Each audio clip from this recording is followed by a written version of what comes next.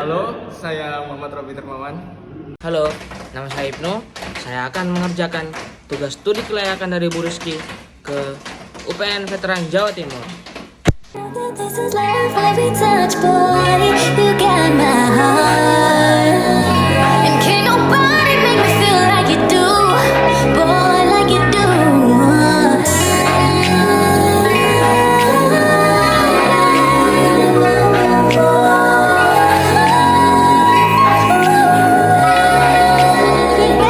We can go over time, we can move fast, then rewind.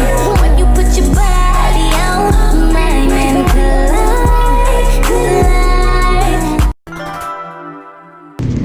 Oke, halo guys, kita sekarang berada di UPN Veteran Jawa Timur dan kita bersama dengan siapa?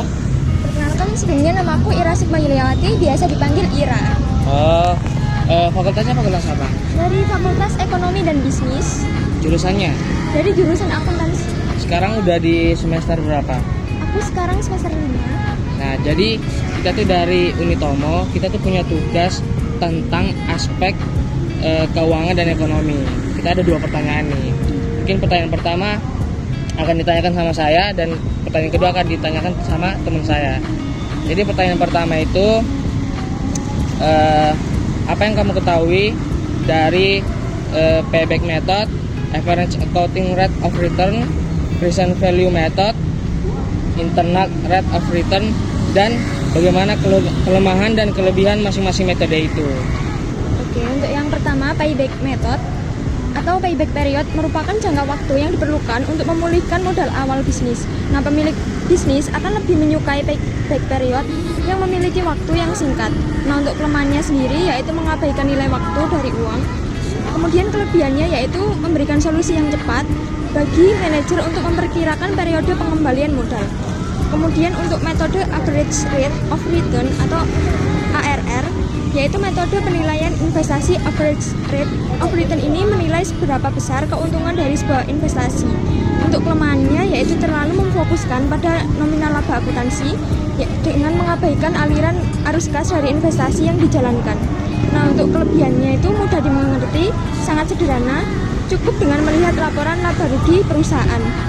Untuk analisa metode penilaian internal rate of return atau IRR adalah metode analisa investasi dengan menghitung tingkat suku bunga yang menyamakan present value atau nilai sekarang investasi saat ini dengan present value dari penerimaan arus kas di masa yang akan datang. Untuk kelemahannya yaitu perhitungan IRR lebih rumit dibandingkan dengan metode yang lain. Harus trial and error apabila tidak menggunakan software. Untuk kelebihannya yaitu metode IRR tidak mengabaikan nilai waktu dari uang. Dan kelebihannya yaitu metode IRR tidak mengabaikan nilai waktu dari uang. Metode penilaian investasi net present value atau NPV adalah selisih antara nilai sekarang dari investasi dengan nilai sekarang dari penerimaan uang dari kas bersih di masa yang akan mendatang. Untuk kelemahannya, manajer keuangan harus bisa menghitung tingkat biaya modal selama masa investasi.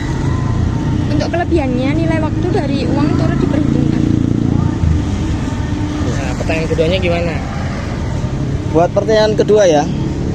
Jadi jelaskan perbedaan antara biaya modal investasi, biaya modal kerja, sama biaya startup dan berikan contohnya masing-masing. Nah, untuk biaya investasi itu biaya yang dikeluarkan ketika Anda memperoleh sebagian maupun seluruh investasi, termasuk diantaranya biaya perantara, kewajiban pajak, dan lainnya. Nah, contohnya biaya modal adalah jumlah dana atau investasi yang hanya bisa menghasilkan dana jangka pendek saja. Contohnya modal kerja terdiri dari aset lancar seperti kas, persediaan barang dan piutang serta hutang jangka pendek seperti hutang usaha dan biaya yang masih harus dibayar. Untuk biaya startup yaitu biaya yang dikeluarkan saat memulai sebuah usaha atau bisnis.